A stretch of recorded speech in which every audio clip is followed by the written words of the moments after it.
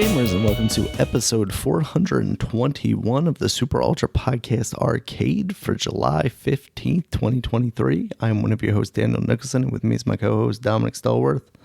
What's going on, Dominic? Man, there's been a lot going on. We've been gone for some time, but in the gaming space, he had a lot going on, especially with the Xbox case. So I know we're gonna get into that later on. But other than that, it hasn't been really a lot of news as far as gaming. But that's basically the news that's been taking up all the space. Is that that case, the FTC versus Microsoft. So, but I'm gonna start off with some sports a little bit. I haven't really talked about that in a while, but baseball is now we've been technically past the halfway point. But the All-Star game did happen, and we had like 4 Orioles in there, but none of them were starters though. But Adley Rutschman was in the home run derby. This is his second year playing in Major League, so this is pretty cool to see him up there, one of the Orioles. And he did good. He was going against the number one guy in the American League on the White Sox. I forgot his name. But Adley did really good come out the gate, because there was 2 people who played already before these guys played against each other. Because that's the setup. The setup is like you going against somebody. And then whoever wins between those 2 goes to the next round. And I don't really like that setup, because I feel like it should be total. Like whoever got the most home runs in that round should go to the next round. Because unfortunately, Adley Rutschman, he would have gone to the next round if that was the case. But he lost to this guy because he went first. He got 27 home runs, I believe. The other guy came up and got 28. But Adley Rutschman, he was cool. Like he got I forgot how many home runs he got before he got the bonus, because you get a bonus when you go over 440 feet. So you get a 30-second bonus if you do that twice. So he or do you get 30 seconds? I forget what it is. But anyway, so when he did the bonus, because he's a switch hitter, so he was doing all from the left side first. Then he did it from the right. And I don't think nobody's ever done that before. And then he was hitting home runs on the right too. It's just unfortunate that the other guy, he was just a monster. And I was like, God, he almost beat Adley Rutschman just in regulation time, not even the bonus. But I was like, damn, when I saw that, I said, well, I'm done. I stopped watching. I was like, and then the All-Star game happened, and the American League was up, I want to say 2-1. But then we had Felix Bautista came up, Oriole closer, one of the best closers in the game. But he gave up a 2-1 home run that gave the National League the lead. And I think some people on Twitter, I didn't really look, but I was looking at Orioles Twitter, and people were saying how people were angry with him or making fun of the Orioles. But then he's like Seattle fans, because it took place in Seattle. Were angry with him. But then people from Orioles Twitter, they would just post the game that we beat Seattle in, where we came back and beat them. So they said, "Hey, yeah, we're sorry that he screwed you over on a meaningless game." But yeah, it was a fun week for baseball. And the O's, as of today, because it's Saturday, they played yesterday the first time since the All-Star break, and they won. And they have the 3rd best record. They're only a game and a half behind Tampa Bay now. So, like, man, I mean, some people predict that they think the Orioles are going to overtake them. I don't know about that. I'm just happy to be where we are. Like, how good this team is, man. It's great. Like, they got some probably future stars up here, man. Like, it's a young team, man. It's like a real young team. Like even the guys who've been there for a while, like in their late 20s. So, I mean, except for the pitchers, there's like a pitcher and a catcher who are vets. the backup catcher, which is he's pretty good, McCann.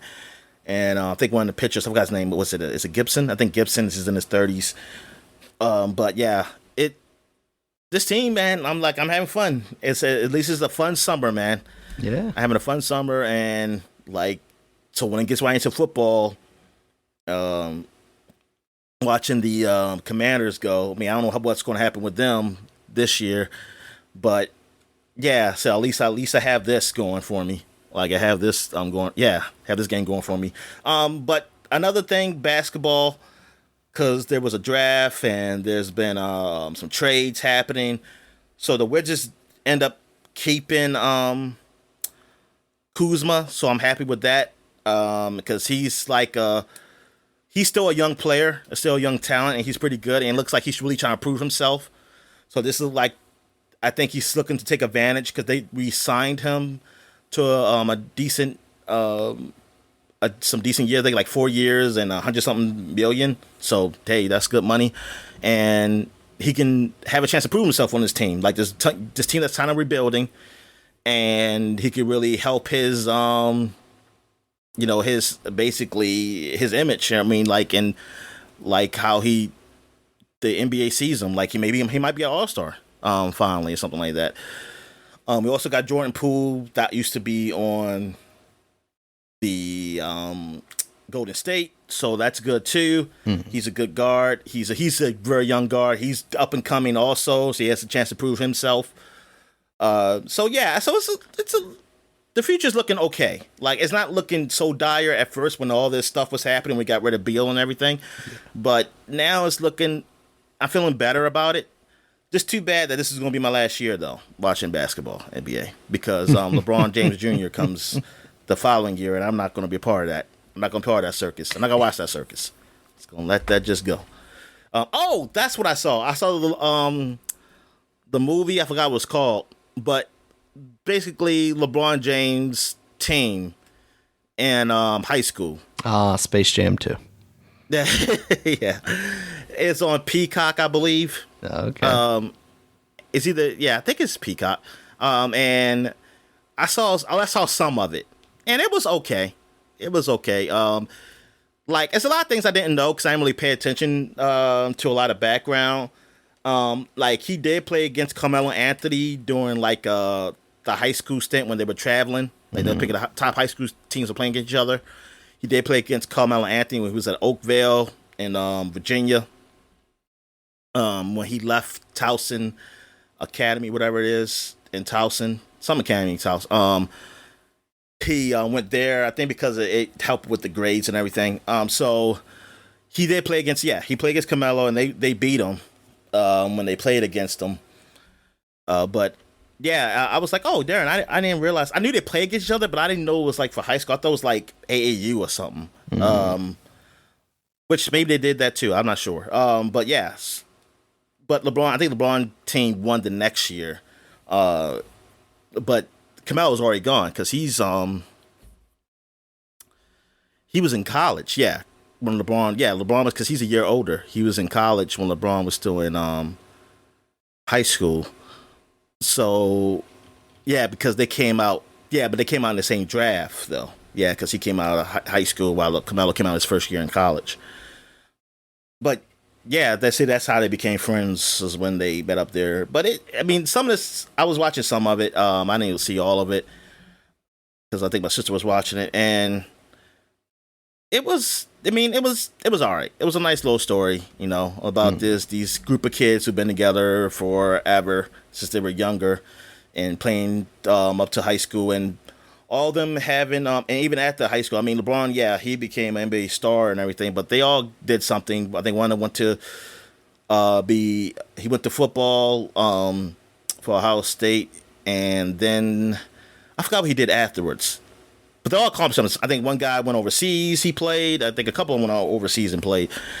I think someone became a coach, and so it's pretty cool. It's that's a nice story.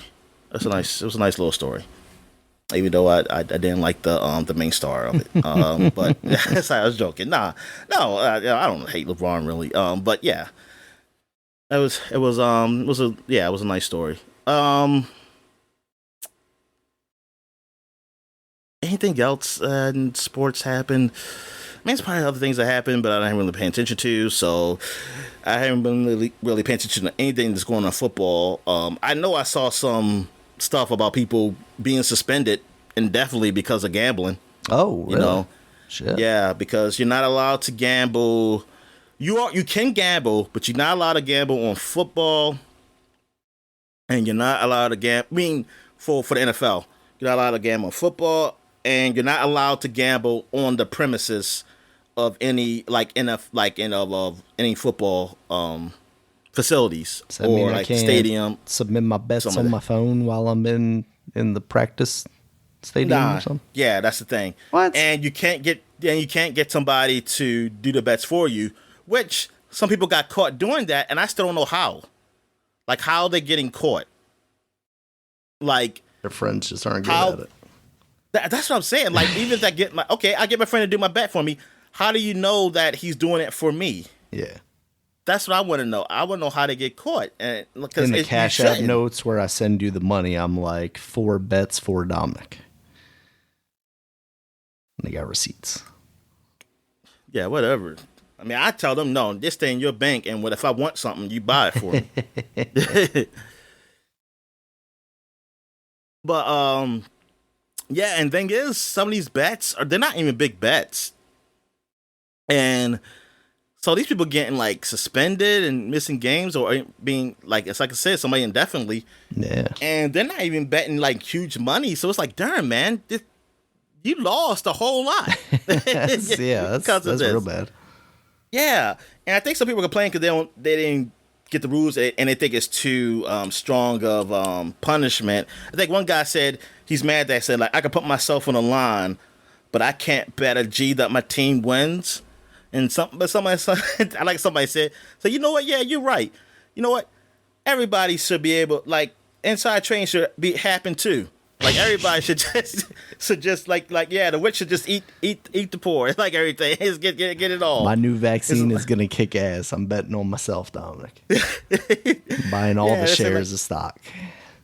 Like, I'm like, dude, I understand what you're trying to say, but it's like, this ain't it, yo. Like, this, you mess the integrity of the game up, because now people, it's gonna go too far. And then he tried to say, like, well, you can set a limit to how much you can bet, and you can only bet if you win, or something like that. I said, see, it's just easier just not to do it.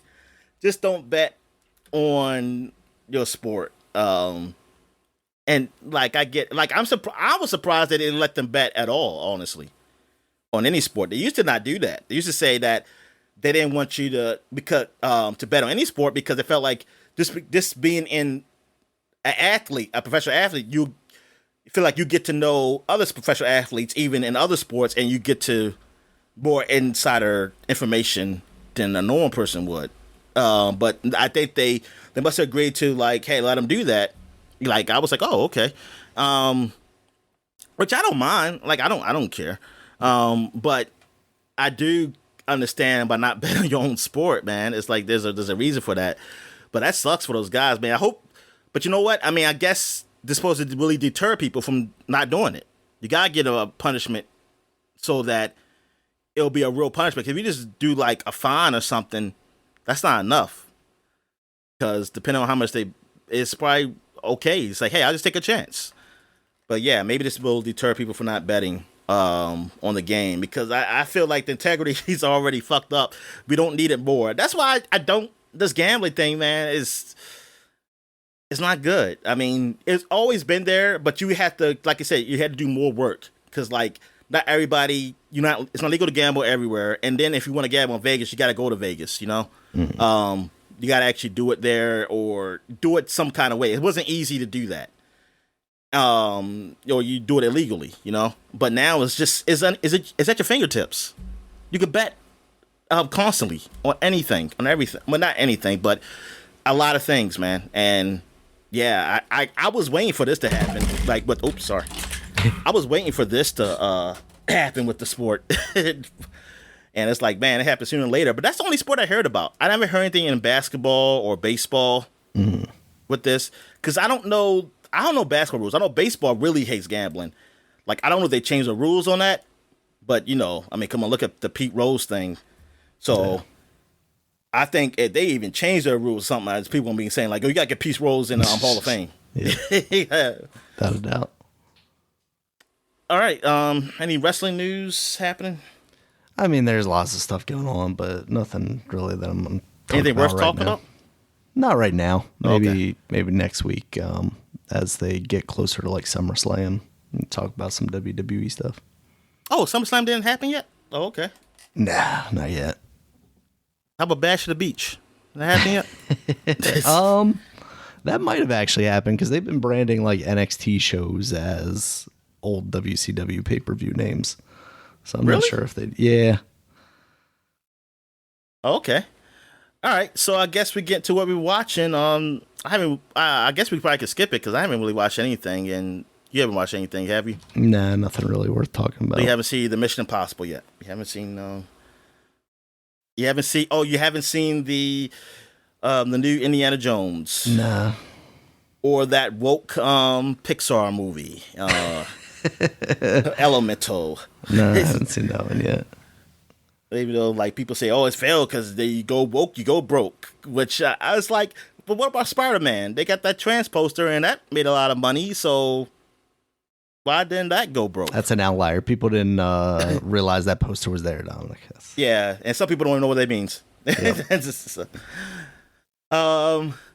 But yeah, that's the thing. I always say like, "Go woke, go broke," but I was like, it's a lot of things that you could probably consider woke, quote unquote woke. But they made money. Yeah. I mean, whatever. But yeah. So what I heard of Elemental though is that it just wasn't as good, as other Pixar movies. Yeah. I mean, that's what I heard. Like, it's not even about that stuff. It's just that it wasn't. Yeah, they said it just didn't feel as good. And the message. Is it that some people say the message wasn't either too clear, wasn't too clear, or it just didn't work. I don't know. Interesting. I mean, I want to see it. Like, I still haven't seen. What was the last Pixar movie? Lightyear? Yeah, I still haven't seen Lightyear. Okay. I still haven't seen all the one that came out on Disney Plus. Oh, the Onward. Yeah, Onward. I mean, I watched a lot of it. I didn't see the end of it, and I'll watch it again. I think I'm in the same boat. I've like fallen asleep to that movie twice. Yeah. It seemed like it was all right. It was an all right movie. It just wasn't. It didn't have that same feel. I don't know. Maybe I changed. I'm not sure. Because I think the last Pixar movie I watched all the way through was Toy Story 4. Mm-hmm. Yeah, that was the last one I watched all the way through, and that was good. It wasn't needed, but it was good. I have to admit that. Oh, that's what a movie I saw. Otto, A Man Named Otto. Oh, okay. How is that? It's all right. It's a nice movie. But if you got a problem with suicide, it gives you a warning at the beginning, which is funny because I don't think I saw that warning the first time I watched it. Mm-hmm. But when I watched it on Netflix, it had that warning. Because I had watched some of it, I didn't finish it, and then I was somewhere out, and I saw it was on Netflix in somebody's house, and I was like, oh, I can finish watching it here.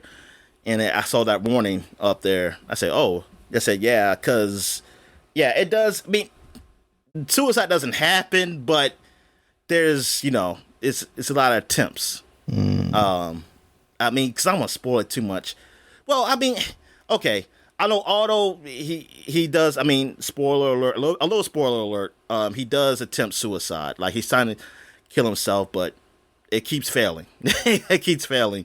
But it's a nice story. It's a real nice story, though. I'll have to check that out. I've heard some people talking about that movie. Yeah, I didn't hear really, like, the reviews I saw, they weren't that good for it, but when I watched it, I liked it. It wasn't, I mean, it's not great, but it was all right.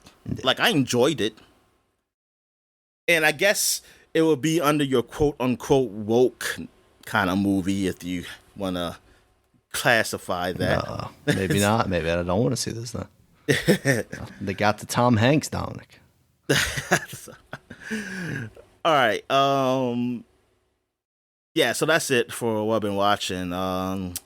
So I guess we get to what we've been playing. So I guess you can start off. Yeah, just more Zelda. I've been putting a decent amount of time into that.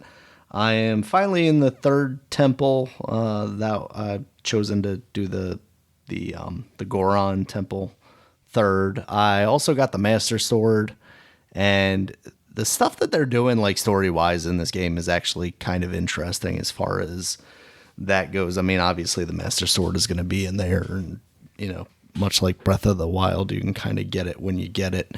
But it doles out through these like glyphs that you find in the environment. There's like memories that you find within them, and it tells like bits of the actual story. And obviously there's like the normal Link and Zelda and Ganondorf kind of stuff, but like it's a little deeper than Zelda games have been, and I appreciate that. It's kind of interesting so far. So I've heard good things about the ending too. So I really wonder if they're actually like kind of pushing this in a direction, instead of just making it the same kind of bland story to not really even motivate the very good gameplay. So, still just chugging away at that game. All right. Play. That's cool, man. You got to play for both of us. All right. So I've been playing a lot of Marvel Snap, the phone game. The Marvel real, card phone game. Yeah, but I still haven't spent any real money on it. So I'm doing good. That's good. Well, the developers probably not liking me, but no, they all right. I'm sure there's plenty of whales. They're spending money for me too. They're spending money for me too.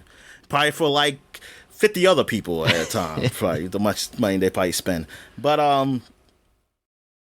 but I got to a point where I'm actually finishing quests, and like there's a timer. Like every so many hours they'll put up a mission, I should say, like hey, you complete this, you'll get so many credits. You use credits for things like leveling up your cards, and when you level your cards, it helps level up your collection status, which helps you get your new cards or some more credits or some more gold or the arrow currency that now I'm able to use. So you have so many fucking currencies here. But thing is, is that you only can get 6 at a time, and once you get those 6 done, or you can get a few done, but it's like they keep coming with new ones every so many hours to fill back up, but the max is 6. So one time, because I was playing for a while, and I filled it all out, and it said like, oh, you got to wait like 2 more hours or something for your next quest or something. I was like, oh, but then I had some goals, so I say, oh no, I'm gonna use it now to buy it. So it gives you 2 more, and it gave me 2 more quests I could do. Still with the same time limit though, like where the next quest will come. So it's not like it started all over again. So at least that's good. But it gets to a point like, I can't do anything. Then they have these other quests, which is like, they're kind of worth more. I forgot what they call them. The weekly quests. The weekly quests, because those are daily ones. Usually we working on. And weekly ones happen sometimes too. I mean, I don't be purposely trying to do them. I don't really purposely try and do the daily ones either. It just happens. But but that's how get my currency most of the time. Yeah. So, but the monthly ones, it'd be like, hey, win a game with a certain card. I was like, oh, I don't have that card. So it's like I can't do all the not the monthly, the weekly ones, because I have to wait till the next weekly ones unlock, because I'm like, I can't complete this one because I don't have the Dark Phoenix card. So it's like, that's not fair. So that sucks with that. But I've been doing some conquests. I cannot get to, since it started a new season, I have to start over again, but I did get to like silver. I haven't got to gold yet, because it seems like every time I get to silver, I lose. Someone beats me. And also now, this is card combination. It's been out probably for a few months now, but I haven't seen it yet. Where you have the evolutionary card, which is based off, you said Guardians of the Galaxy's enemy. Mm-hmm. He can make cards that had no special abilities have an ability that can really hurt your opponent. So I ran into that one time, and the first time I ran into it, I didn't know what the hell was going on because I was seeing cards that had no abilities do stuff to me, and I was like, "What is happening? This guy's cheating because this card has no ability, and I don't see no card in play that will give this card an ability." Right. Then I looked up online to see how is this happening. Then I learned about that. Then I was like, okay, anytime I come against this, I'm quitting. And yeah, I think I met 2 other people who did the same thing. I quit. I said, nah, I'll just lose because I know I'm not going to beat them. And now there are people who complain about this, but then there's people who say there are cards that can counter these cards.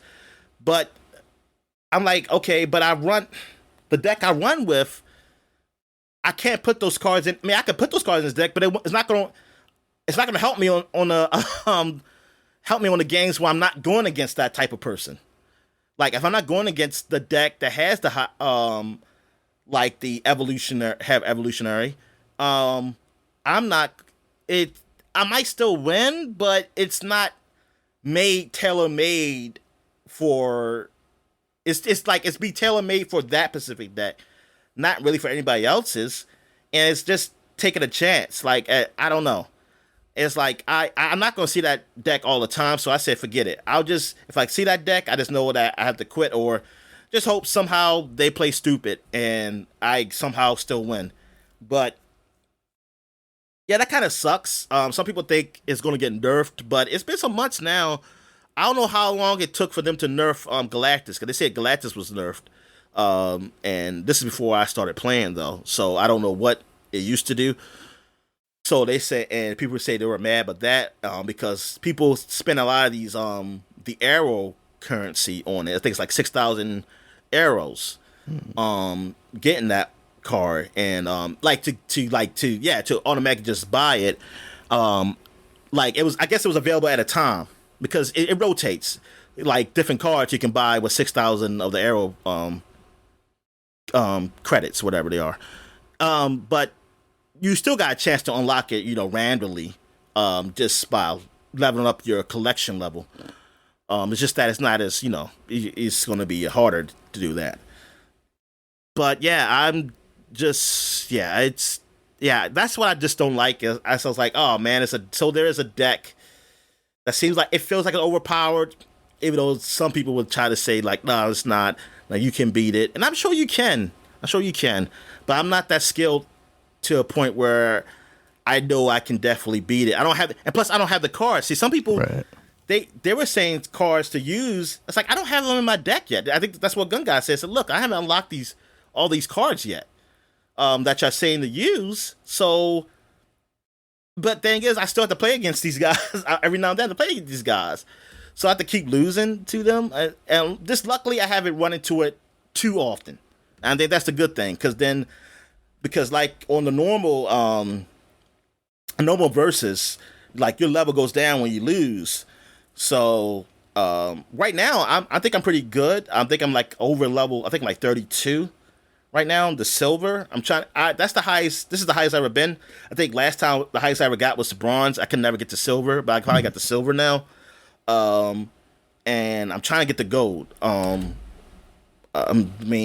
it's the games I played. Like, it's just that I don't want to. Sometimes I want to chance it, like to do a snap and risk my cubes. And sometimes, darn, if I did, I would have won. But it's like I don't know because sometimes the games be close. So it's be like, oh, I don't know what he has, if he's gonna beat me or not. And I wanna drop all the way down out of silver, and I got freaking trying to battle back up again. So yeah, I mean it's fun though. The Marvel Snap is fun. I mean, this is the most fun I ever had a card game. Like even more than the Blizzard one. What's that called? Hearthstone. Hearthstone, yeah. Like even more than Hearthstone. Even more than the Witcher one. Yeah, this one is it's good. It's pretty good. What else did I play? I played some Judgment, the game Judgment, which is it's like the Yakuza games. Just like you're playing a whole new different character, and he's a private detective. I talked about it before. I do like how you it has almost like a detective kind of gameplay to it. Like you're a private you're a private investigator for a lawyer. You used to be a lawyer, but now you're not.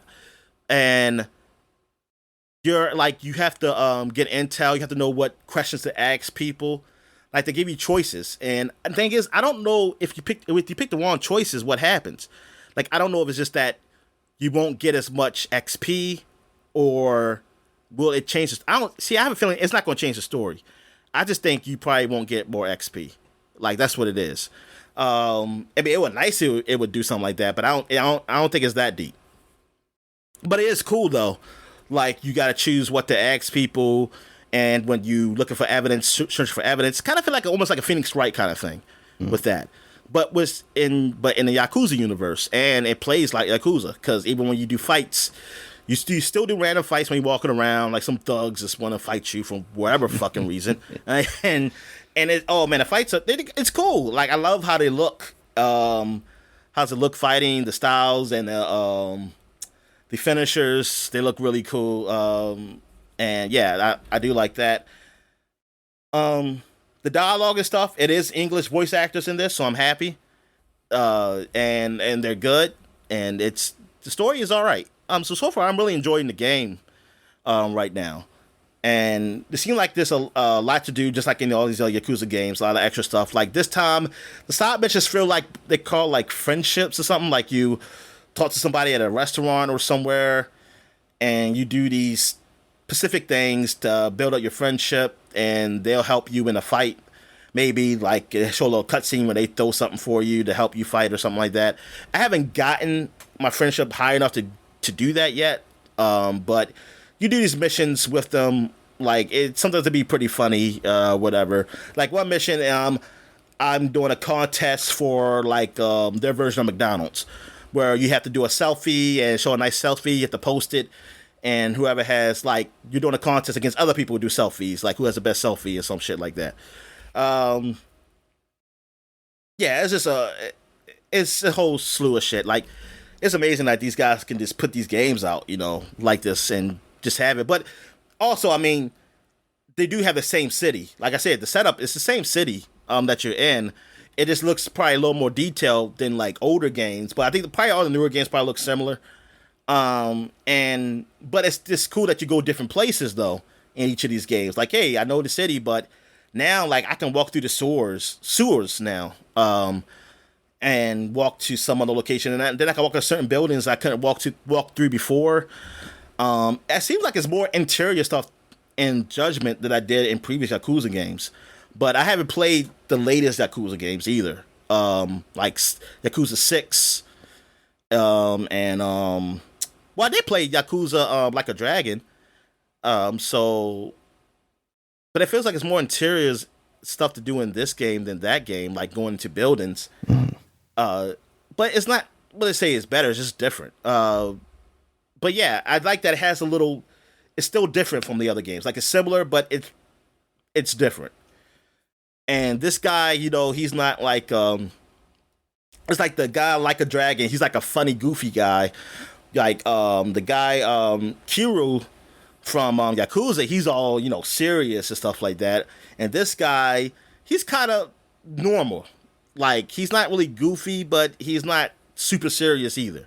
Even though it looks portrayed that way from especially from the cover of Judgment. Yeah, like he looks that way, but he's not. I was like, oh, he's just like an old dude, but he just has a past that he just want to leave behind, basically. Like he because of the incident with him getting that guy off, who looks like it was a murderer.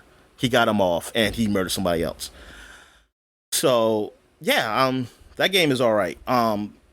Also, I finished Pentiment. That game is great. Yeah, I think that definitely is worth being on my half-ass top 10 games for last year. And it looks like it's just a lot of different endings to do. Well, I don't say a lot, but it's quite a few different endings. So I have to I want to do another playthrough just to see what happens. The third chapter was a surprise. I didn't expect this like to go where it goes. I'm not gonna spoil it, but yeah, it was very surprising what happens, and the choices are just so great. So now I'm thinking like, man, this will be like a totally different chapter in the third one if I do something different, because like different people will die, and different groups will feel differently towards me. Some groups will probably like me who didn't like me this time, or vice versa. Um, yeah, it's like a really good different style of point and click type of game. Like it's very different. Like I never played a game like really like this. It's probably closer to a point and click game than would your traditional Obsidian RPG. But it does have those choices though. I mean, it has a lot of choices you make, and they they be grave. Like they really can change the story. And there's no with this story, it doesn't feel like there's always a right or wrong way. Like sometimes you always gonna feel like, oh man, I made a wrong choice. But if you do another choice, it doesn't mean it's gonna be better. It's gonna be different. It could. I mean, all depends. I guess it all depends on your perspective, how you feel is better. But like sometimes I feel bad, and even when things I feel like a guy who I said did the murder, then I'm like, because you never really fully know if they actually did the murder. But I just gonna look at it as Schrodinger's cat. I'm gonna be like, hey, I picked the guy. That means he did it. like if I pick somebody else, that means they did it. The murder happened because of them. It's like my choice now is making it that they were the murderer, and that was a right call. I kind of look at it like that, because you can never prove me wrong on it. So I just look at it like that. But yeah, the game is great. Like it's up there with those type of games like the Forgotten City, that game I liked like a couple years ago, where it's like these so different, but and because like yeah, like it's like that game, like your choices. I mean, it's you replaying the game though, but still your choices means a whole lot, and you get different endings also. So yeah, I like those type of games. They're just not it's not really. I don't know what kind of genre you would put it under. Like really, they're so different. Than anything else I ever played. I was going through this quickly. I played some I'm playing some Mass Effect 2. You know, we're playing that. I've been playing that a bit. I played some Peggle 2. I was playing that to get some Microsoft reward points.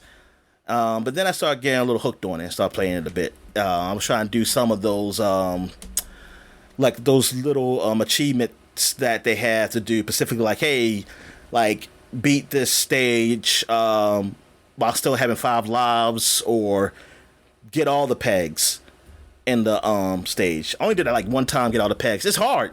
It's hard to get all of them, especially when I bounce and accidentally hit the red one that makes you win the game, and then it's like, oh man, I gotta do this over again.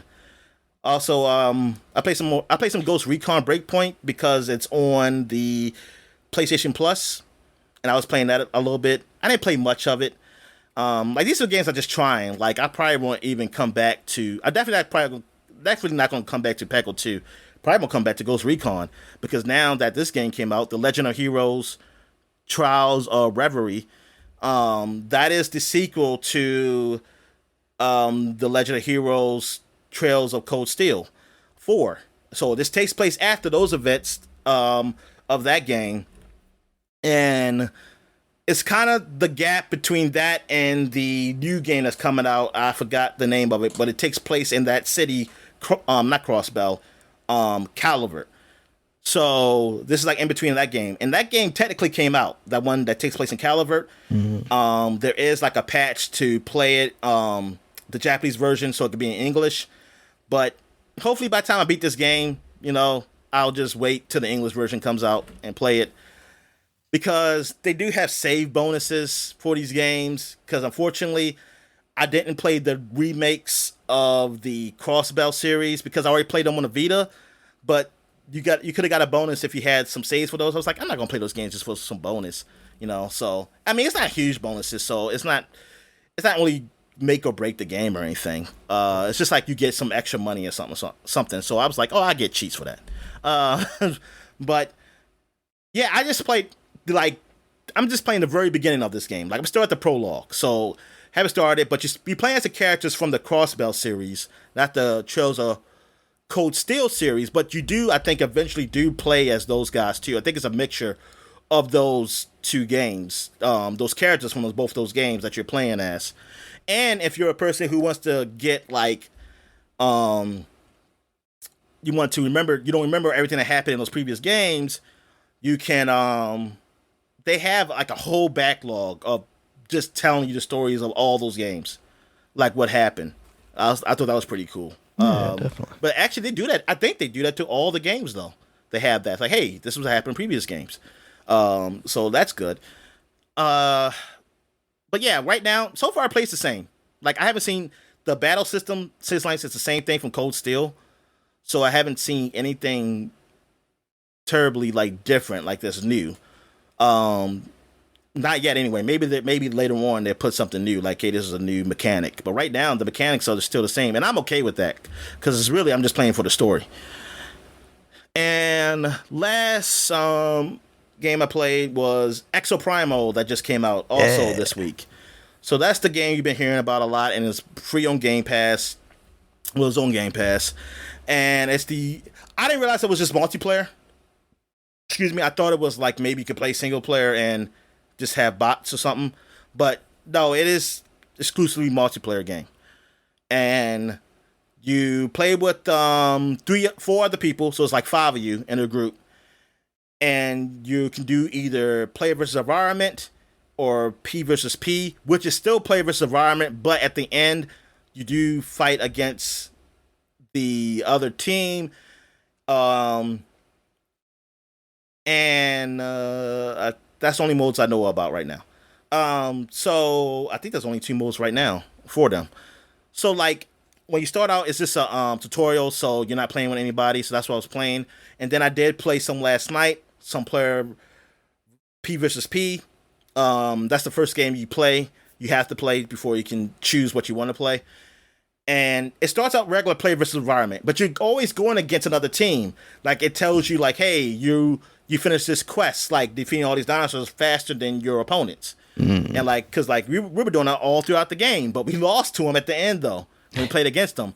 And it's almost like the Overwatch mode where you're kind of guarding the package, the package or whatever, or guarding the truck or whatever it's called in Overwatch. Like you're guarding this thing where it's moving, and you got protected from the dinosaurs. And then eventually you'll see the other players, like they're there to stop you, but they also got their own package too. So you're trying to get to your position first, and then at some point you meet them, and then you're trying to stop them from getting theirs, and they're trying to stop you, and they end up beating us there. But you can choose from, I want to say, I don't know, how many mechs are there? Are they 5 or 4 different mechs? I forget. I know you got you got the guy you start off with, who I'm just gonna call the Assault, and then you have the guy who's like a tank, and you have a guy who's a healer. I think there's another one. Is another one or another 2? I just don't know who they are. I haven't played them yet. But I did try. I was a healer one time when I just did player versus environment, which you still technically are playing against opponents, 5 other opponents, but you're not gonna actually face them. You're just playing against them as like who can finish their quest faster. So your or assignments or whatever. I played as the I was a assault person first, and when I first played the game, and then I switched to a healer because we didn't have one. And the healer, yeah, I got it.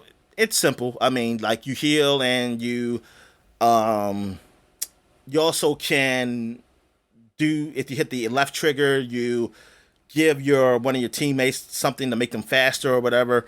So yeah, along those lines. I also played a tank too, because one time we had a healer. It was 2 of us healers, but we didn't have a tank, so I became a tank where you're kind of, just like a tank. Kind of reminds me of Overwatch. You have a big freaking shield that can help block the dinosaurs and stuff. But you also can like bulldoze them and stuff like that. You can take more hits and all that stuff. I'm still trying to learn how you make the box because one guy he made a shield box and it wasn't a tank. It was a regular assault guy or maybe one of the other guys. I just don't know.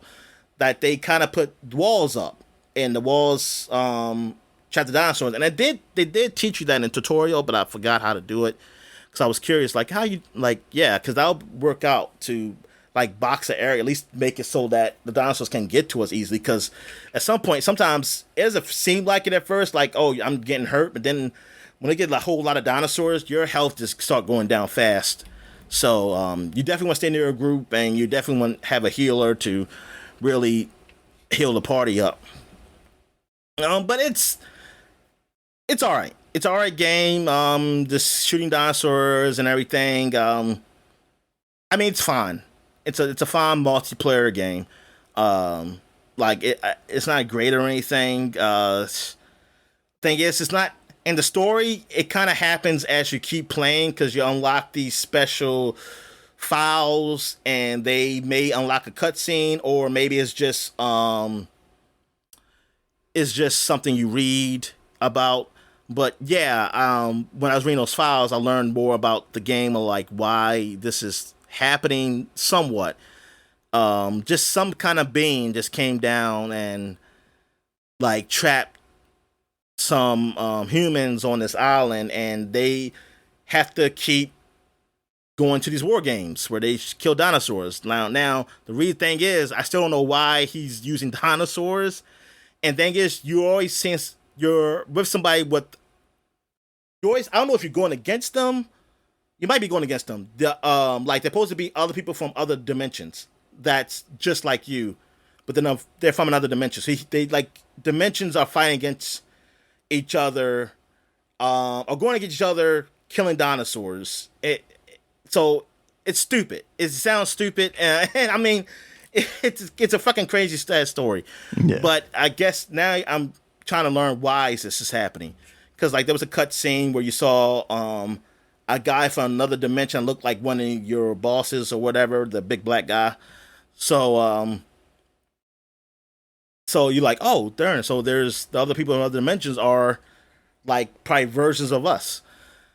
So yeah, so it kind of feels like Titanfall now that I think about it, because like how Titanfall like the first Titanfall, because the story was within the multiplayer, and that kind of feels like this is doing that in that kind of way. I don't know. I'm curious what the reviews are for this game, because like I said, it's fun playing it. Though I wonder if more modes are gonna be unlocked, because I can see myself getting bored, like just playing the same mode. Excuse me, for a while. I wonder if there's any other modes. I mean, I'm sure they are. I just wonder how long, because Capcom, I mean, that's what they usually do. I mean, like with Street Fighter and shit like that, they support it, but it stuff comes out later. And I wonder this, like with Exoprimal, how well will they support this game? Will they support it just like Street Fighter? And how fast will the content come out for it? And not just, skins. Like, fuck that. I mean, I need more than that. But yeah, it just feels like a big kind of horde mode type of game. You do travel around the city, but then you stop and dinosaurs get released and you just kind of shoot them up. So I mean, yeah, it seems fun right now, but I can see like I needs more variety to it. Gotcha. Have you played this? Not yet, no. Oh. Okay, so I thought you might have played the beta or something, because the way you were asking about the game or something. All right, so I guess we'll take a quick break, and then when we get back, we get to the flashback segment. All right. And we're back. And now we're flashbacking to 2013. We got a new month here in July. But we want to say some games first before we get into the covers. The video game covers, video game magazine covers. So we want to start with, well, actually, there's nothing to really say about 2013. There's no games worth talking about these weeks in 2013. I don't know if something comes out later in July, maybe we'll see next week or so. But Yeah, so I guess we just go back some more to 2003. And we got NCAA Football 2004 was released with Carson Palmer. I want to say Carson Palmer. Yeah, it's called Carson Palmer. Okay, Carson Palmer. All right. Carson Palmer was on the front. And I had this game. Remember this game? This is a game I got like right before I went to college. Because I remember I was like, okay, I got to get some games. Like, I get my football game. I remember I got that. Me and my friend got that since he introduced me to college football. And I want to say this is the first one. I don't think I had last year's one. Yeah, this is my first one. This is my first college football game I own. Oh, wow. And I played this, oh my God, like almost every day. I mean, this was, like, I loved it because I love the idea of you, like I was, first I was Maryland, and Maryland didn't really win championships or nothing, so I was like, oh good, I can take Maryland and help them win the NCAA championship. And then, like, the whole idea of you recruiting guys from high school, and then, you got 4 years, so you're recruiting all the time. And then you have a trophy case. Like, they would put all the trophies that you have achieved for that year, and it carries over. So you're like, oh, this is my 2005 championship trophy. This is my 2004 championship trophy, 2005. And then there's where the trophy where my player had the MVP of the year, well, the Heisman winner. It's like this year and this year. And they even tell you who they were and what stats they had for that year. Like, you see all your accomplishments. And, like, I mean, it was amazing, like, what they did. And the commentating, oh, my God. That was the best commentating in sports at the time. There was nothing like that. Like, you had the three guys from ESPN, Herb Street. That's all I can remember right now, his name. But there's the other two guys. But they were good. And the guy, he's still doing college football. He's older now. And he's older a little. He talks a little slower now because, I don't know if he had a stroke, but I know he got sick one time. So, but I mean, hey, that's age. Age does that to you. But this is when he still could get excited, and he always said some funny stuff in the games, man. The coach. And then you had the guy who was the play-by-play guy. And yeah, they were real ESPN guys, and they were good. It was so good way they talk to each other. It did get old, though, because they were doing it for a while. After so many years, like I said, it's getting a little old. But they were still, the bad thing is that they were still the best ones. That's what's bad. It's like nobody's ever topped them. Like, I'm trying to think, I don't know about any to this day. Like, I haven't played Madden a lot, so I can't talk about that. I think NBA's been pretty good. The NBA 2K has been pretty good with commentating, so I'll give them that. But like then, I mean, they were the best for a while in NCAA football. And then also you taking a school that just never won. Like, I'll pick like some school like Wichita State or something like that, and I was like, I'm gonna make them champions, and then you make them good, and then you can even put them in another conference. Like, hey, you take the place of another team in another conference, and then they'll have to switch out or something like that. I wish they would just make it so that you just add a team like they do now, but that's the way they did it. But either way, you could make a team from a low conference to a bigger conference, so they're all playing the top teams now, and it's just so good. And then the music, all the fanfare that comes with college football and stuff. And they even got those people in the stands. Actually, I don't know if it was this season where they had signs. I think it was in the later season, in 360 era. I know they had signs. I don't know if they started with this one, but it was cool. And I think they had the mascot game. Like, they played the mascots against each other or something like that. Like, just a fun mode. I think I only played that one time. But yeah, game it's awesome. It was awesome. I miss it so much. I know they're supposed to be getting it back, but I don't know. I'm not trusting it. I'm not trusting it because Madden has been so not good for years that I don't trust them with the NCAA football now. And who knows when, like, I don't know. Are they even working on it? They say they are. I mean, that they can make him. I'm wondering, is it gonna be like a full game? But what is it gonna be? That's what I want to know. Yeah. Like, what is this game gonna be? Because I've heard no news about it. It's gonna be Madden No with a splash updates. of different paint on it, Dominic. Yeah, no updates at all. So I'm like, what we're getting? All right. What else we got? Here we go. We got Kirby Air Ride for the GameCube. So have you played this? Yeah, I got it back in the day, I think from like Blockbuster at the time. It's a fun little like Mario Kart alternative, but it's definitely not the best game out there. IGN, I was looking back at the reviews to see how it was received back in the day. IGN gave it like a 5.3 or 5 point something. I remember at that time like people being upset, like that being a super low score for a Nintendo game, but also like we're talking about like a second tier character in what is effectively just, a relatively on the rails I think racer. you insulted some people, Daniel. Some people don't consider Kirby second tier. You're right. The third tier. Is it better than Diddy Kong's Racing? No, absolutely not. Diddy Kong's Racing is up there with Mario Kart as like one of the top tier karting I know, games. and then they never did anything with that, man. No. They never did like a sequel or nothing, man. Justice for Tip Top. That's all I'm saying. Which one was Tip Top? The turtle. The turtle? Oh, okay. All right. So another big game came out, Silent Hill 3, man. This was huge. This is the first release in Japan. It came out later in the US. But yeah, I mean, this is one, other than Resident Evil, this is like one of the top franchises in horror. Yeah. And I remember being just so impressed with the graphics of 3.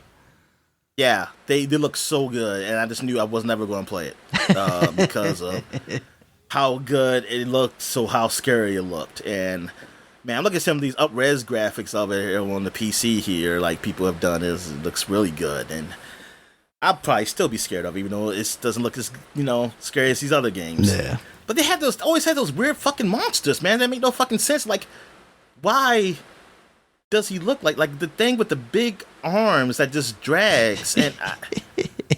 And then you got like it was some monster with a wheelchair. I don't know if that was in another game or something. It was just their enemies were always like unsettling in a way that like even Resident Evil stuff wasn't. Oh man, but yeah, this was cool, and I was, even though I would brag about it, even though I never. Oh, actually, it did come on Windows apparently.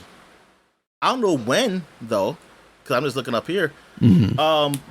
But I used to brag it on PlayStation 2. I never played it, but I was like, yeah, we got this. Ain't on no other systems. Take that. Right. And another game, Knights of the Old Republic. So yeah, this was huge. I was jealous of this. I remember reading about it, seeing it, and I was like, man, they get to how this game is going to be Xbox exclusive, Mm-hmm. And I was just hoping like it was going to be later come to the PS2. I was like, it's probably going to be like time exclusive and just come out later. It never did. And it made me angry, Daniel, because I saw people be good, like saying, "Oh, it was a good game," but I always lie to myself, say, "Man, Final Fantasy X, but still probably better than this shit. It's probably still better than this." This is before I really knew about BioWare, so I was just like, it's like whatever. And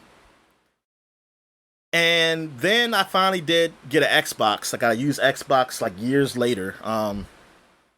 Probably in what year? What was it? 2005? I think I got it.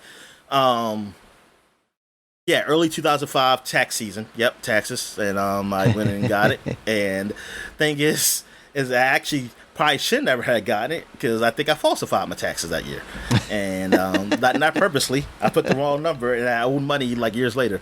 But yeah, because I got that. I got all these games on my Xbox, so I was like, yeah, I want to play all these games.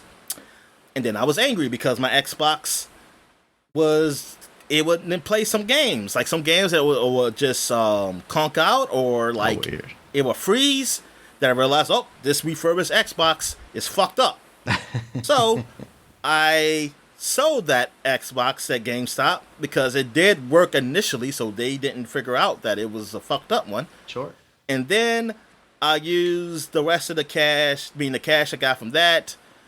The trade-in bonus. I used the trade-in thing and of course I didn't trade in the same store. I went to another store. I went to security, then I went to Westview, which is not that far from security, so I can trade in, like use that credit to get me a brand new Xbox. So then I got a brand new Xbox, and then I realized, oh, good, I can play these games now. And I was playing, Knights of the Old Republic, man. I love that game. That game was so great. Load times were horrendous. They were horrendous, but I dealt with it because the game was so good. And it's like, what else I'm going to do? Like, what else I'm going to do? I mean, I didn't know those times could be better. I just figured that this is it. Yeah. Also, I played the hell out of Halo 2, and I had Doom 3, which I played a little bit of until I got too scared. So then I never played that game again. Even when I said I'm with a strategy guy. Maybe the strategy guy can help me where the scary parts are. It didn't. It didn't, and I wasted money on that. But Knights of the Republic, man. I mean, like, if you're a guy who was thinking like you can just jump around, be a Jedi, you have been disappointed, because it's not that type of game. It's like a old traditional RPG where you just clicked on the enemies and it'll automatically do it, which I was fine with. I didn't care because I like RPGs like that anyway, because I was used to Final Fantasy and shit like that, and people used to think that you could just like an action game, and that was a lot of people were disappointed. I remember with that game because of that. But this, the story, the choices, it may be like, maybe we want to play so multiple times, like, oh, I gotta play evil one game, and then I gotta play good another game or something like that, and then also choices of like how to interact with people and the voice acting. Man, it was just like I got lost in that game, and I was like, oh man, this game was so good. It was so good. Man. I mean, now it's just so old, but they do have the remakes, not the remake, the remasters, of it out there. But I don't think it's like I kind of want to play, but then not really. I think I'm good. I wish there was just another game that's in the same universe with this, instead of them doing the MMO, but whatever. I mean, that's the sad thing is, like, here we are 20 years out from this, and that remake has been announced, but seems like it's basically in the ether somewhere. Oh yeah, I forgot about the remake. I mean, they already had a remaster because they released that. But yeah, I forgot they announced the remake, and is that supposed to be PlayStation exclusive? Yeah. Is that going to end up being another agent from Rockstar? It might be. Very well might be. All right. So that is it for games. So now we're going to go slightly to the future, to 2013, back from 2003, to look at the video game covers that came out that year. So we're going to start with Game Informer. And if my mouse act right, I can get this up here. All right, here we go. We got Titanfall on the front. Yeah. And this is a nice cover. I like this. Yep, I know that woman. She's in the game. I don't know if she's in the sequel though. She might be. I'm not sure. Do you remember her from the sequel? I don't remember much about the sequel outside of like the levels. I don't remember the characters too much. You know, I don't remember the people. But yeah, I do remember her from the first game, like seeing her talking, and I'm not really paying attention to what she's saying. Just like, oh, woman. Oh, sorry, stop. It's the Titanfall was, I liked it at first. Like initially, I did like it. Just that it being always online was basically the downside to it. I kind of wish they would have it. You could play as bots. I mean, they try to incorporate the story with the multiplayer, which it was all right, but it wasn't all that. It wasn't. A lot of people, you just don't use. You don't really pay attention to it. You know, you trying to focus. You basically just trying to focus on playing versus. But I did like the gameplay. I like the whole idea of you can be a soldier, jump into a big robot, and then play as a robot. And I mean, that shit was awesome. Like that shit was fun. It was something different. Like also the grappling, you know, everywhere and stuff like that. That was different at the time until they start putting in a lot of games after they put in a lot of games after this, and then people were pissed. Then people started getting tired of it, and then they didn't want to do it no more. But yeah, I used to have fun in multiplayer, and my friend he had gotten the game because he said try to get all of us to play since like Gears. We've been playing Gears all the time. So yeah, let's get Titanfall. We were playing it a bit, but we didn't stay with it like as much as Gears. But yeah, we had fun. We had fun playing it when we did. I kind of wish they did eventually come out with a horde mode. Was it with the first one or just the second one? I think it was the first one. No, the first one had one. The first one eventually got one, I think. Yeah. It came later. They put it in late a lot later though. And so my friends would always stop playing. I tried it out, but I didn't stay with it. And I had played it on the original Xbox because even though it was an Xbox One game, it came out first on Xbox One. It came out later for the original Xbox, and I didn't have an Xbox One yet, so I was like, oh, look, I can just play it up here. And it played fine. It played fine up there. Of course, it didn't look as good eventually when I did play it on Xbox One, but it still played. It still functioned. Yeah. So it wasn't bad or anything. And yeah, man, this is like the beginning of next gen, really. Like, this is what we always kept seeing. Like, I thought this was going to be a launch game on the Xbox, but it ended up just coming launch window, like the following year. You got anything you want to say? No, Titanfall 1 I didn't really spend too much time with because of its focus on multiplayer. It wasn't until Titanfall 2 that I really spent a lot of time with that series. Did you have Titanfall 1? No, I don't think I ever ended up buying it. Oh, okay. You just got it I think you got it for free eventually. Yeah. Let me see what we got here. Now we're going to official Xbox magazine.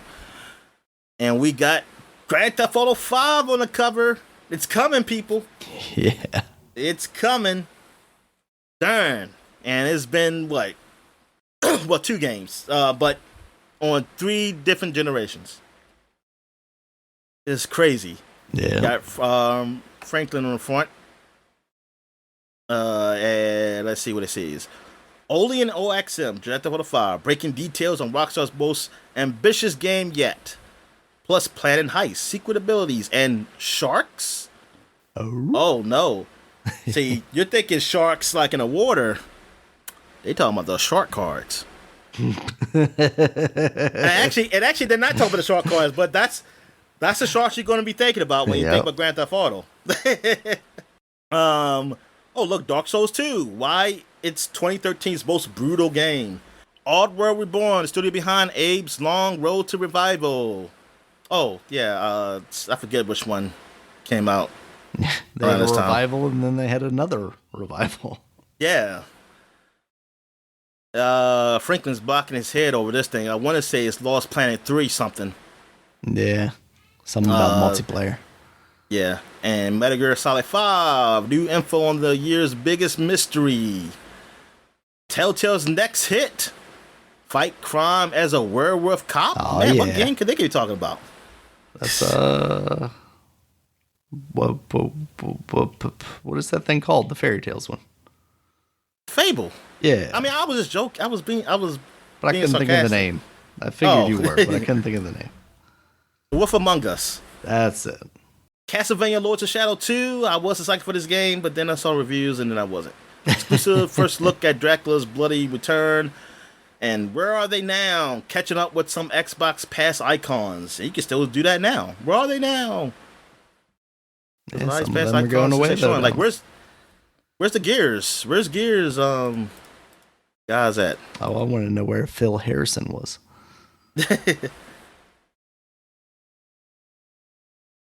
All right. Where here we looking at Edge magazine in 2013. We got The Witcher on the front. Yeah. Geralt. And he's holding the head of some monster elk or whatever. And giant killer, bigger than Skyrim. The Witcher 3 sets the bar for next generation action RPGs. That's an argument. I wonder what's bigger, because Skyrim was pretty big. Yeah. I mean, Witcher's big too. So I mean, It's funny they were talking about like Grand Theft Auto still, but like, yeah, Witcher 3 has been released almost as many times. You know what? Yeah. It's kind of crazy. But Witcher 3 is not it's a story set game, you know, like, but Grand Theft Auto is something, it's different each game. Like, it's a different story each game, like different characters each game. Yeah. And you would think we have another one by now. Yeah. But no, Witcher 3, did that release on the Xbox One? Did that release on the Xbox I One? don't think it did. I think it's just an Xbox. I mean, not Xbox One, Xbox 360. I mean, yeah. I think it's just Xbox One. So no, it wasn't. Yeah, you're right. Did come to the Switch though. Just didn't have as many generations. Yeah, that's right. On the Switch one, yeah, that means it can be on Xbox 360. It does. They can scale it up for the Xbox 360, in fact. All right, so what else we got here? We got Inside Infinity Ward, behind the scenes of the video game's most secretive studio. Wait a minute. Oh yeah, I guess because Infinity Ward, yeah, because the guys left. They do Titanfall. Yeah. So they came Respawn. So now it's like, what's Infinity Ward doing? And they made the one which we call it, right? With the guy who's a molester. What's his name? Wasn't that that game? Which one? Guy who's a molester. Kevin Spacey. Right? Is that who you're talking about? Yeah, Kevin Spacey. Yeah, okay. They made the one. Didn't they do the one with him? Like at this time, it might have been. Yeah, because there wasn't the next one. The next one wasn't them. The one that came out for the new gen. I mean, it came in both generations, but the first new gen game wasn't them. Yeah. Yeah, because the first new gen one was Ghosts, right?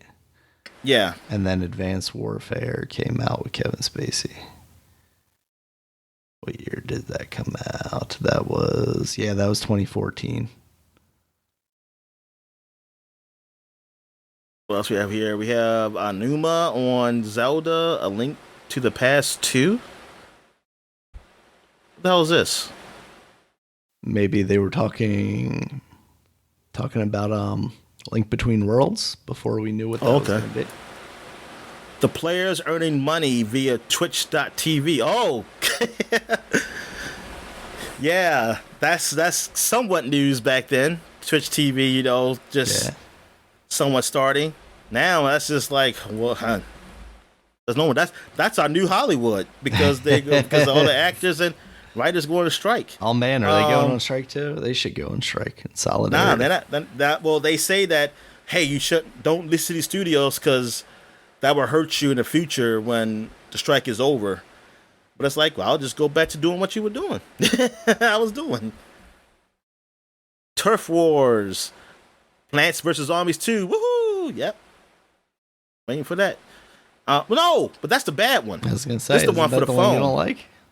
Oh, yeah. Well, no. Well, you don't like. I mean, you're the one who was mostly playing the that's not the Garden Warfare 2. Yeah, I like Plants vs. Zombies Garden Warfare 2. Oh, okay. It was 3 that when they added all the stuff. 3 it's just weird. I mean, it was better than 2. No, 2. Okay, 2 had its problems. No, 2 had its problems. I liked it, but it had its problems. But 3 was good. It's just I think I was just over it. Gotcha. But yes, this is the phone game one where what was it like free to play? Yeah, it was free to play, and they definitely like gated it a lot. Yeah, because Plants vs. Zombies 1 should be coming out. They did because that with Titanfall, it came out after Titanfall. Oh, yeah, it did. Yeah, the first one hasn't even come out yet. Garden Warfare 1. All right. The making of Thomas Was Alone. Oh, yes, that's good. Yeah, Thomas Alone, a good game. And they got reviews on Last of Us, Remember Me, Dust514, Game and Wario, Grid 2, Animal Crossing New Leaf. All right, so that's it for 2013. So now we're going back to 2003. We got Nintendo Power here, and they got on the front here Captain Falcon, Pow. That's all I remember from Smash. F-Zero GX. Did you ever play that game at all? Nope. No. It's a lot of fun, but it was difficult for me because, like, you're moving at such high speeds and there's, like, so much going on the courses. Like, they're twisting and turning a lot. Oh, that's that Hawk game. Look, the Hawk. I think this was the bad one. The good one was Destruction something, yeah, right? Ultimate Destruction. Yeah. This is like the shell. This one was trying to look like Ang Lee. It was like the cell-shaded Hawk. Yep. Then you got, Twin Snakes, Metal Gear Solid, which they need to freaking put out again. Also, Into the Matrix with, what's her name? Jada Pinkett Smith with funny hair. I ain't care for the hairstyle, Daniel. I did not care for the knots. Nope. Now she has no hair. Also, Dragon Ball Z, Soul Calibur 2, Sonic Adventure DX. And look at Wario right there. Playing Wario's World. Yep. It's a buff guy, that Wario. All right, so what we got here? We got the official Xbox magazine in 2003. We got the next Splinter Cell. Oh, man, world exclusive. I was like, y'all can have it. There ain't no Metal Gear. I'm just mad that Nintendo got the Twin Snakes. This must have been... Did Pandora Tomorrow add the Spies versus Mercs co-op stuff? I thought the third one did that. Was it Chaos Theory? I think you're right. But I'm not sure. No, maybe it did. Hold on, let me see. Pandora Tomorrow. No, here it is. Yeah, it did. It says innovative co-op play. Okay. But it says co-op. The Spies versus Mercs was, I mean, you're on a team with somebody, but you're still it's still it's really versus, though. Yeah. It's competitive. Yeah, because I don't know of maybe any it wasn't other, that one then. Like, multiplayer, though, did they ever do, like, a proper co-op with Sam Fisher? I'm about to say, I never knew they did a proper co-op. Splinter Cell. Pandora Tomorrow. What year did Pandora Tomorrow come out? But yeah, so 2004. So yeah, it was probably Pandora Tomorrow that they're talking about. What that was? Shocking new missions, revolutionary graphics, innovative co-op play, and has some other words, but it's blocked. I think it says stealth something. Yep. So stealthy, we can't even see it. I would say stealth. Stealth. You can stealth fighter jets. You can fly stealth fighter jets in the game. 44 pages of hot new games, including Rainbow Six 3, X-Files. X-Files is still going on here, people. Futurama, Medal of Honor. Oh yeah, I've heard Futurama's coming back. I on Hulu. Think I heard that too. So and I like the advertisement. It says it's coming back again, something like that. Like back again. Yeah. Also, Justified is coming out Monday. Is it that soon? I had heard something about that. Is that a movie or is that a series? A series. Okay. Series apparently. Yeah. So that's something. I hope it's good. What's that coming out on? Hulu. Okay. I mean, maybe it's on FX. I'm not sure, but I know it's on Hulu. Yeah. But Hulu be having a thing that says Hulu Original FX. Yeah. Because I mean, like the Bear season 2 just dropped as like a binge thing for Hulu. So like. Yeah. I feel like they're just taking whatever works on FX and then they're like, yeah, it's ours now. Yeah. Medal of Honor, Trinity, and more. Trinity? What is Trinity? What Trinity is. It's Blade Trinity. I don't know. Oh, Full Spectrum Warrior. Only on Xbox. Did you ever play Full Spectrum Warrior? What do you say? Did you ever play Full Spectrum Warrior? Nah, I never played it. It always seemed kind of interesting because it was more like a tactical shooter type thing. Like you moved your group of troops. Yeah, it's Almost like a designed for the tactics U.S. game. Army.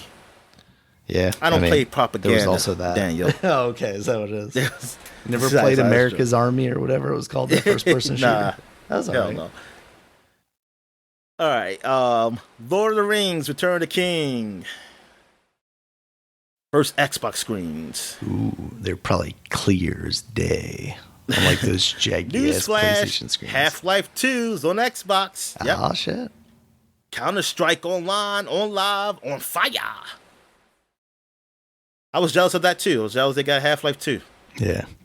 I was jealous they got Half-Life 2, and I was jealous they got the Deus Ex 2. I was like, fucking Xbox. Like, fuck them. Game Pro 2003. They had Jack 2 on the front. I was waiting for this. Jack and Dex's electrifying new adventure for the PS2. And it was like, oh, it's open world because everybody became open world after Grand Theft Auto. It's like, you gotta be open world. What else they got here? They got Save Plus Games Inside NFL 2K4. They got Show Caliber 2. This was not the last 2K game. It was the second to last. 2005 was the last. So it was getting there, but we didn't know, Daniel. We didn't know. Soul Calibur 2, Madden NFL 2004, Castlevania Area of Sorrow. I did have Madden NFL 2004. I don't remember who was on the front of that one, but we'll talk about that next month. Also got Tom Clancy's Splinter Cell Strategy Guys for the original one, I guess. And Goblin Commander Unleash the Horde. And you got SOCOM 2 up here. U.S. Navy SEALs, another propaganda game. Ratchet and Clank Going Commando. There you go. That's part. Yeah, man. Seeing the sequel for that too. Yeah, god damn, it's crazy how fast games were coming out. Secret Weapons Over Normandy. Dragon Ball Z: The Legacy of Goku 2. Dragon Ball.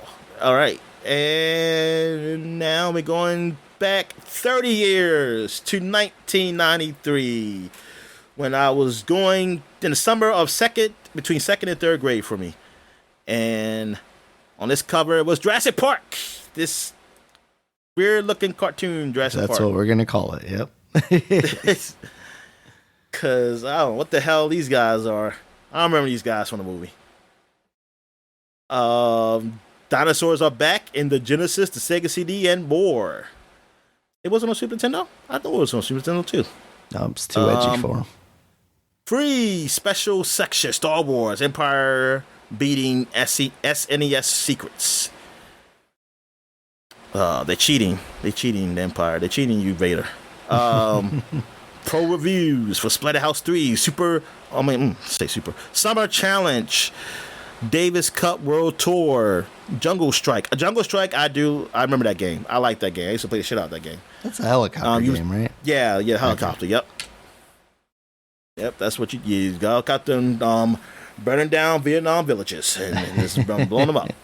That's the game that was on all the other covers this month for the other magazines. Oh, really? Yeah. Battletoads and Battle Maniacs. I don't know what the fuck that is. Alien 3, Final Fight 2, Dungeon Master.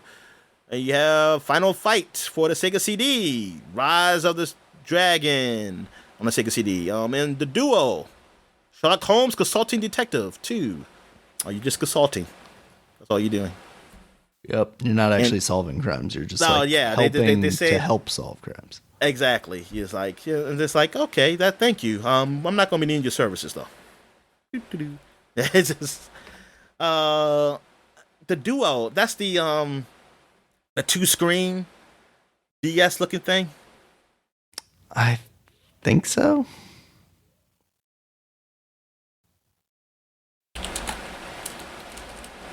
Why the name? Because it sounded cool. Because they had 2 buttons on their controllers. I'll say, yeah, becoming simply the duo, with known as Dual Soft.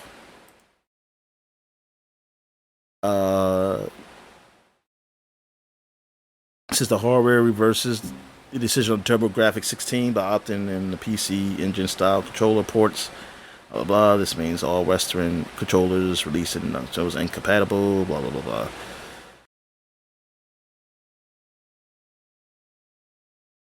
Yeah, I wonder if it had cartridges too, or something like that, because like the Analog Duo, which is in a FPGA emulator for the Duo, has a cartridge slot, but it also runs like TurboGrafx games or something like that. So maybe it was backwards compatible, Dominic. Why you need a Turbo Duo? There's a YouTube video. I definitely don't. Why you need one? But it got that bonk game. You know, the giant head caveman. Caveman guy. Yeah.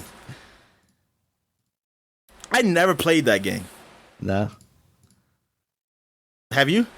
I played it. I got it for the Virtual Console on the Wii because I was like, "Oh man, that bonk game!" And then I played it. And I was like, "Oh yeah, why was I excited about this?"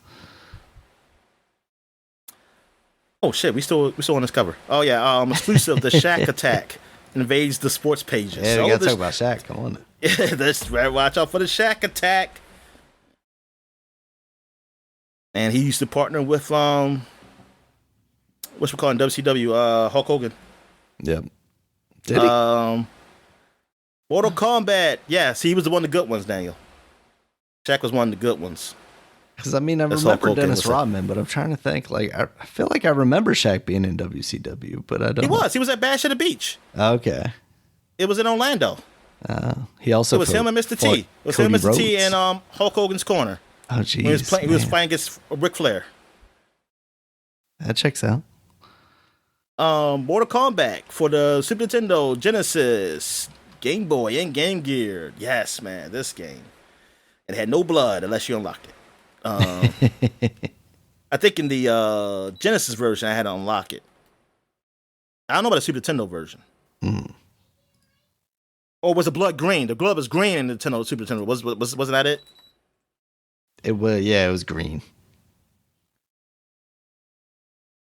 And sneak peek at 3DO CD Games, the Sega channel. Oh yeah, the Sega channel. There you go, Daniel. I really wanted this channel so bad, Daniel, but my parents said it was too expensive and they weren't gonna pay for it. And I had to a dude, in elementary school. He had it, man. He said, "Yeah, I got a Sega channel," and I said, "Yeah, you just play games, man. You hook it up, and you be playing different games." And I was just so angry, Daniel.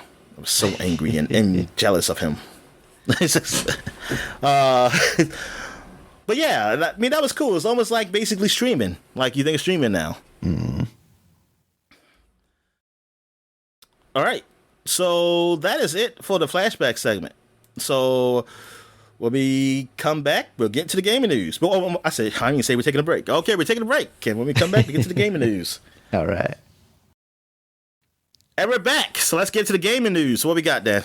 All right, Dominic, we got an announcement from EA for a new Black Panther game. It's going to be an open world game. There have been some rumors going around that this was a thing, and it's being made by Cliffhanger Games, which is made up of some alum from Shadow of Mordor and Shadow of Wardor. So that seems pretty cool because those games are pretty good. Shadow of Mordor. That's what they should have called it, Dominic. War for Mordor or whatever, Shadow of War. That was dumb. Come on. Shadow of War. I think it's Shadow of War. Yeah, it was. Yeah, it's kind of. I think about it. Yeah. But yeah, Black Panther game, man. I mean, that's cool. I wonder. I mean, it's cool that they're doing that. I'm curious about the content of this game. And like story wise and everything, I'm more curious about that than the gameplay.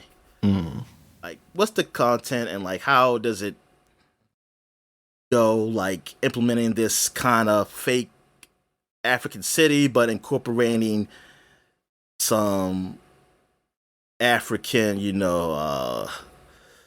like settings and some culture and all that into that. Yeah. I mean, I guess for one, I wonder where it actually takes place. Does it take place in Wakanda or does it take place somewhere else? I mean, it's kind of weird because you also have the Captain America Black Panther game that was announced earlier this year. Now you're playing as King T'Challa in that one, or T'Chaka, and then this one would be King T'Challa. But it's kind of crazy to go from like 0 to 2 games real quick. I mean, it's cool, but also I totally okay. You gotta remind me about that game because I don't remember. Yeah, basically it takes place during World War II, I think, or something like that. And it's just like this one. They didn't show like anything outside of like one piece of key art for it. So, because like right now we know about an Iron Man game that I think EA is also working on. That's the Dead Space team, I think, is doing that one. And then you have this Captain America and Black Panther game, and I forget who that's being made by. And now you have this Black Panther game. And just like all 3 of these Marvel games get announced within a relatively short amount of time, but also like don't have anything to show off. And now I've seen speculation that it's because they're trying to like draw talent to the studio to work on the game because it's becoming increasingly hard to find, AAA quality developers, I guess. But I guess it's not a bad thing to know about these games earlier, but it's just so different than what we're used to, where the gaming business is like so secretive. Like now it's going to be more like Hollywood, where it's like, oh yeah, you hear about this movie 6 years before it actually goes into like actual filming and whatnot, I guess. Okay, yeah. So who's making that game? Let me see if I can find Captain America Panther game. Oh, that is the Skydance one. That's the Amy Hennig game. Oh, okay. Yeah, so she's working on that with I guess Skydance New Media is the publisher and developer, so kind of a freelance thing. I mean, not freelance necessarily, but it's not as big as an EA or a Ubisoft or anything like that. All right. So what else we got, man? All right. So this one's kind of a smaller bit, but I felt like it was worth mentioning. Major Nelson has announced that he's taking a step back career-wise. So it seems like he's going to be leaving Xbox. And I don't know about you, Dominic, but like during the Xbox 360 era, like that was the guy that had all the scoops. When I was looking for Xbox information, Major Nelson was the guy that I could go to and find all that information. And it definitely feels like he hasn't been as relevant as of late. All the stuff that I saw people posting about this was basically like, oh, these kids back in the day might not know who he is. Or these kids nowadays might not know. And I'm like, man, back in the day. 360 is back in the day now. 360 is back in the day. It's awful, Dominic. But yeah, it is. It's definitely one of those things where it's like, oh yeah, Major Nelson, I guess, isn't really as relevant as he once was, but he was such a prominent name at the time. Like, oh yeah, you say Major Nelson, I'm like, oh yeah, that guy. I know who he is without like hesitation to this day still. So it's kind of crazy to think that he's not going to be associated with the Xbox brand anymore. I wonder what he ends up doing. That wasn't his real name. So is he still going to be with Microsoft?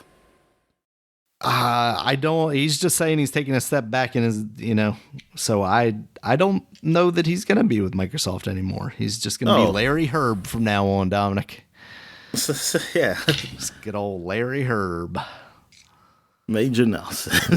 I remember watching those videos on the Xbox. Like and Major Nelson be up there saying, "Hey, this is what's happening this week on Xbox. We got this game coming out, like the new games coming out, and something like that." Or she's showing off a feature on the Xbox that's new or something like that. I used to watch those because it would only be like minutes long or something, and he's just telling that. And yeah, man. So I mean, I guess you could say, he's not as relevant. It's just it's a different time now. So good luck to him wherever he goes. Absolutely. All right, Dominic. The last story I got here. It's finally over. The Xbox has crushed the FTC. The judge smacked down their argument, shut them down, didn't give them their injunction that they wanted.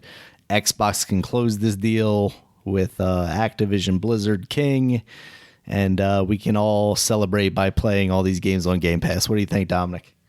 Yeah, I can't wait to play those King games under time to celebrate Xbox umbrella. Candy Crush. Candy Crush on my mobile, free now. So even though it's already free, they should let us get some. Hey, if you're part of Game Pass, you get some point. You give us some like Candy Crush cash or something, man. We can. I can use it. I wouldn't be surprised if they did, honestly. Okay, so what was I about to say? How soon do you think we get some games free on Game Pass after they close this deal? Well, they've got to close the deal by the 18th, so we're literally talking about 3 days from now.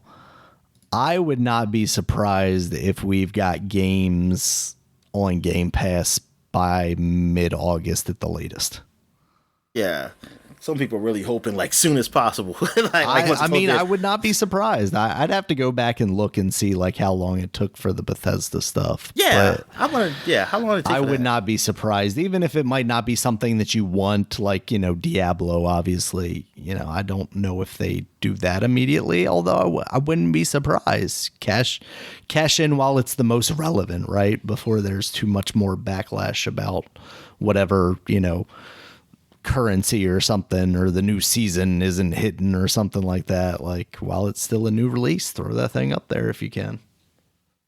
Yeah, they should put Skylanders, and you have no toys to use on it. I mean, they could drop all the Call of Duty games on there, and I feel like that would be a big announcement. It wouldn't necessarily be like relevant to a whole lot of people. Yeah, but I think games you get to play a big enough thing, because Call those of Duty games Big still Red 1 don't really go on sale, which is wild. They should put Call of Duty Big Red 1, the first game up there. Yes, yeah, exactly. you get That's that, the play one. That for free. I'm curious how soon, because that's what I'm waiting for. Definitely waiting for that. Yeah, play some either Crash Bandicoot, Spyro. So, even though I technically have those games, some Tony Hawk. Yeah, they should put some old Tony Hawk up there. Though they have to do backwards compatibility and all that shit. Yeah, give me Tony Hawk X2 or whatever, 2X. Like what PC when did Tony Hawk start coming on PC? I think 2. I don't remember 1 being on there, but I know for sure 2 was, because that's where I played it the most before I got like 3 on the GameCube. They can do that one. So, yeah, and it sounds like the CMA is maybe taking a step back. It sounds like they're maybe willing to renegotiate now with Microsoft, now that basically every other place in the world has let this go through. I think they realize maybe they don't quite have the power that they thought they did to stop this. So it seems like this is full stop, full force ahead. Time to close this up and get us some games. I was trying to look for people like who are against this deal, and because a lot of people I follow, some of the people I follow, they make fun of those people, saying like, "Oh, look, the ponies are mad," and something like that. It's sad, but I'm not seeing any good reasons to that this is consumer, not consumer friendly. Right. Like a lot of things are like, oh, they said that they said the quality of games are going to go down because of this, and I'm thinking I still don't know why. Yeah, it doesn't really make any sense unless you're saying just by them being on a streaming service that maybe they think they can get away with, putting out a lower quality game as opposed to having to motivate people to spend $70 on a game. That's the only thing I could think. But we have seen $70 games look like shit. Absolutely. So $76 full games, yo. So it's like that doesn't fly. It doesn't fly for me. I don't. And other than you just possibly not getting on PlayStation, I don't know how this isn't consumer friendly. Like, yeah. I just don't. I haven't gotten a good reason. Like, I've been looking for it. I've been looking. It's like, okay, it's gotta be a good reason, except for you just not hating Microsoft. Except for you not hating Microsoft or anything. What's the reason? And I had a hard time finding it. Yeah. I mean, I think you can definitely still push on this deal. Like, I'm not mad at the FTC for pushing on it because you do want to dissuade companies from like these kind of large mergers. It would have been good to see the FTC or the FCC or whoever the jurisdiction at that point would have been of like, the Fox Disney thing. And it's like, even if we let this end up going through, like with this one, maybe question why it's happening and look into the future and see what the results of this could be. Yeah. Even as I say this now, I'm in support of this decision.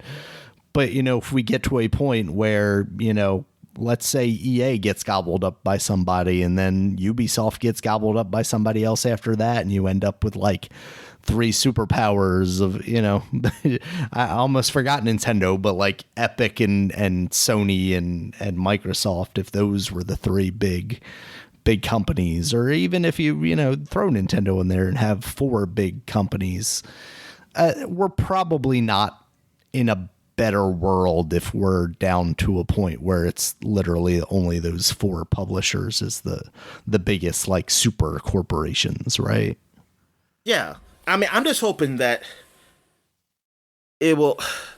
Yeah, I still hope there's still competition, but it also forces guys to do better, like to have better deals, or to make either new games or better deals on the games they have coming out, like, or programs. Like maybe Sony, hey, they'll do something with PlayStation Plus to make it more attractive for people to come over.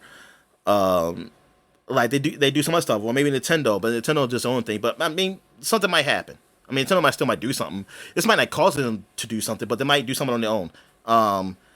I mean, them even doing the whole like Super Nintendo stuff, and Nintendo stuff is a little surprising for me. I'm surprised they went that far, honestly, to give us that. I'm hoping they do more with that, like with I'm hoping GameCube and shit, but I mean I doubt it.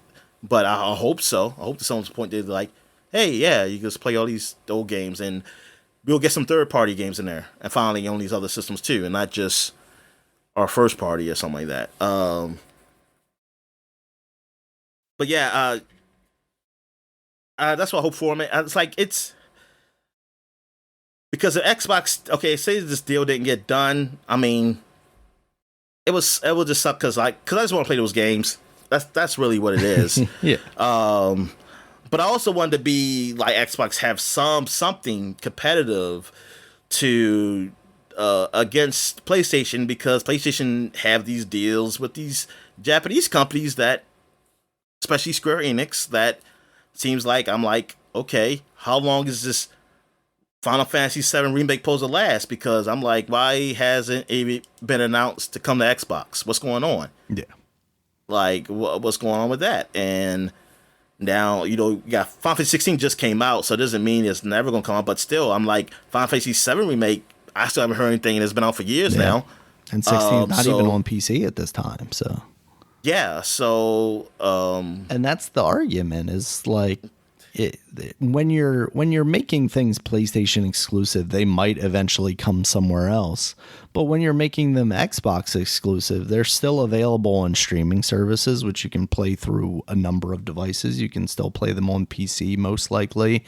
And that's why like the argument of Xbox exclusivity and branding, like it doesn't really carry that much merit. And that's why I don't think we're at that point where it's like, oh no, we should worry about these like giant corporations, because yes, at the end of the day, Xbox is owned by Microsoft, but Xbox as a brand is the third place brand. And in order to be legitimate competition for Sony, they needed to do something.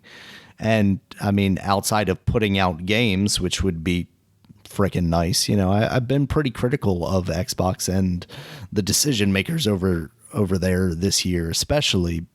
But at the end of the day, I'm still more confident in seeing the games that I want to see coming out of Activision and Blizzard being led by, a Phil Spencer or somebody over at Xbox than I am with Bobby Kotick in charge, Yeah.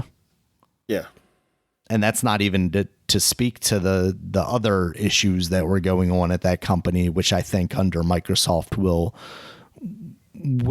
be in a much better place,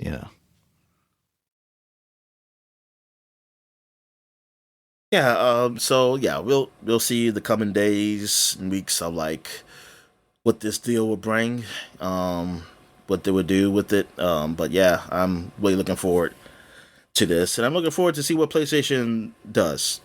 Yeah. With this news. Cry mostly. Cry. Yeah, if anything, I mean, to me, they're still in a good place. Right now, right now, this to me, I feel like PlayStation is still in a good place. Yeah, it's not like the 19th is going to roll around and all of a sudden every Xbox is going to fly off the shelves and no one's going to look at a PlayStation 5 anymore. It's kind of laughable because most people don't even know what the hell is going on right now. No, exactly. Right, so this does nothing. Like they would have to, they got this deal, but they would have to put out something that's like, oh, Blizzard, like something from Blizzard or Activision, and says like Xbox exclusive or something for people to really turn their heads. Yeah. And then I don't know what Xbox is like. Where their plans are. I have no idea. They could just be like, hey, we got the King stuff. Like, that's all we want. This is just extra. I don't know. But yeah, like PlayStation's fine. That's the thing. I don't think. Yes, I don't know why people people getting so upset. I'm like, what are you bitching about? Like, what? Okay. Like, honestly, most of the people who I see talk up here, y'all hate Call of Duty. So what the fuck you bitching about? You just bitching about what? Oh, the Blizzard games? Well, a lot of y'all play on PC too, right? Blizzard always push you with PC. It doesn't come to consoles really more. It's pretty recent and compared to how long Blizzard's been around that they've been doing like being big on console. And the only game I really see people really talk about is Diablo, because apparently Overwatch sucks now, right? Yes. I was talking about based on the people who's talking. People talking like, yeah, I don't like Overwatch much anymore. So the only game is Diablo, and you got Diablo 4 now. So what is the problem? Because you don't know what's going to come in the future. It could be something that you don't care about. It could be something not good. I don't know. And like I said, you don't like Call of Duty anyway, so what does it matter? In PlayStation this year, you got Spider-Man coming out. I know some people make fun of like, hey, PlayStation didn't really have much games come out this year. That's true. But you got Spider-Man. I mean, for me personally, I'll be good. I say Spider-Man's coming out, fine. You got some third-party stuff coming out too. I know they really pushing this Baldur's Gate 3 thing, which I find really weird. Be honest with you, because I've been seeing a lot of news on Baldur's Gate 3. I guess this place just have something going for it. I mean, I know like people keep like comparing it to like Starfield or something, and I'm like, Baldur's Gate is like, unless they change Baldur's Gate totally, That's like a different style of game, RPG. You can have sex with a bear now, Dominic, or something. Yeah, I saw that, Daniel, and that was disturbing. That was fucking disturbing. Like, I didn't know what the oh god. But anyway, but yeah, because you can do that. And like people pushing saying like, oh, I want to go with this game. I said, oh yeah, I really want this game. I'm like, do y'all know what type of game this is? Because nobody told Baldur's Gate ever, like ever. Yeah. Why are y'all talking about it now? It's coping right now. That's what one person said. One person said this is like a thing because they're not getting Starfield, and people are trying to find something. And because I was like, Baldur's Gate it's I mean, they're like, I would like it, but I know they're very time consuming. But I would not. It's a hardcore game. Yeah. Yeah, that's what I'm saying. It's very top. It's a hardcore RPG. This ain't like there's a game like Divinity Original Sin, like, which is a hardcore RPG, and this is like the Diablo of that. Like, Diablo is like very, you can just jump into it. It's not super hardcore looter, like a loot type of RPG, like action game. Like anybody can get into Diablo. But there are harder core games and that's kind of in that genre. But Baldur's Gate is not that. It's not like, oh, this is more like, hey, anybody can jump in kind of game. No, I didn't read that this one was turning into that. So it's definitely a hardcore game. And I don't know, I don't know, like, this push is weird. I mean, I'm curious if we see what it does, but it's like, I said, I didn't hear nobody talk about Baldur's Gate ever before. Like, only certain people. But it's like, y'all talk about really, really big on it now. So it's a little suspicious. Yeah. Like, I guess you gotta get that Western RPG because y'all don't have Starfield. So that's fine. But, like, whatever. I mean, I want Baldur's Gate. I mean, I do want to play it eventually one day, but I know I can't play it now. It's like, in no way in hell I can play it, like, no time soon, because I ain't gonna have the time for that type of game. But knowing it's available, I like that. But like, just me playing Pillars of Eternity, which is a game just like that. I just know it, like, when I played that like a few weeks ago, I just know, like, oh man, it's a lot. And it's not all now, unless this Baldur's Gate 3 is all voice acted. That shit ain't voice acting. You gotta read. And that's a lot of reading. I mean, it's a lot of reading.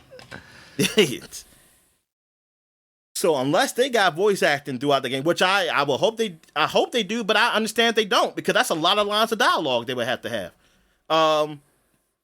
Because in like Pillars of Eternity, it was only some dialogue that talks, but a lot of it you had to read. I don't know.